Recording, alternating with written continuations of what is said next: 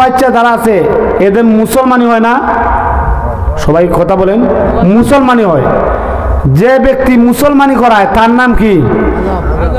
হাজাম। হাজাম আঞ্চলিক ভাষায় হয় হাজাম।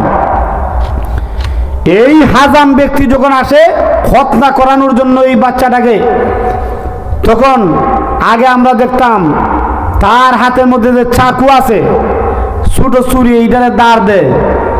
এখন এই বাচ্চা দেখা যায় এই ছোট চাকু দিকা তখন তার ভিতরের মধ্যে আর পানি নাই। এখন হতাশ হয়েছে, ডর ভয় তার মধ্যে কাজ করতেছে।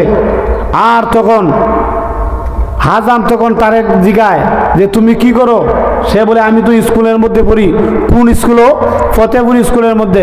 দেখি তুমি একটা কবিতা শোনাও। কবিতা শোনায়। এরপরে বলে যে তুমি কেরাত পারো কিনা?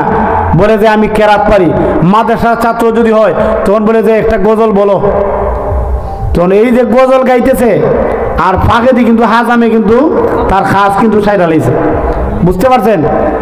কাজ শেষ, এরপরে রক্ত বাইছে, কিন্তু সে তো বিসমিল্লাহ পইরা এরপরে কারি আব্দুল বাসিত রহমতুল্লাহর কণ্ঠে সে কুরআন তেলাওয়াত করতেছে, গজলও টান দিতেছে। বুঝতে পারতেছেন? গজলও টান দিতেছে, গজলের মধ্যে টান দিছে। আর ওইদিকে কিন্তু তার কাজ শেষ, রক্ত রক্ত বাইরেছে, হইতেই পারে না। এখন যেই মুহূর্তের মধ্যে দেখতেছে যে রক্ত টপ টপ করে ফুটা ফুটা করে পড়তেছে, এই মুহূর্তের মধ্যে এখন কান দেখো, হ্যাঁ এখন হাজাম হয়। আরে এখন হ্যাঁ হ্যাঁ করছেন, আগে যে কাটছি ওই সময় তো জ্বলা শুরু হওয়ার কথা, এখন খাইন দেওয়ার লাভ নাই, তোমার কাজ শেষ। এখন এই ছোট শিশু বলতেছে যে কোন সময় কাটছো, ওই এগুলা দেখে তোমার আর কোনো লাভ নাই, যাও, তার কাজ কিন্তু শেষ।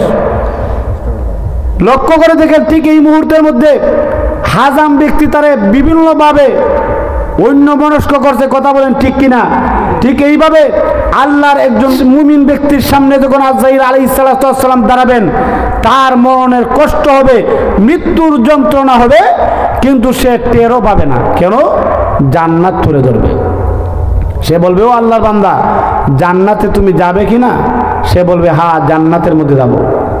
সে তখন ওই রূহকে বলবে, জান্নাতের মধ্যে যদি যেতে হয় তাহলে তুমি বের হয়ে আসো। এইভাবে বের হয়ে আসবে। বের হয়ে আসার পরে তার এই রূহটা নিয়ে আল্লাহ রাব্বুল আলামিন ফেরেশতাদেরকে বলবেন, ইল্লিয়িনের মধ্যে তার রূহটা রাখো। বলেন না সুবহানাল্লাহ। আল্লাহ কোরআনের মধ্যে বলেন।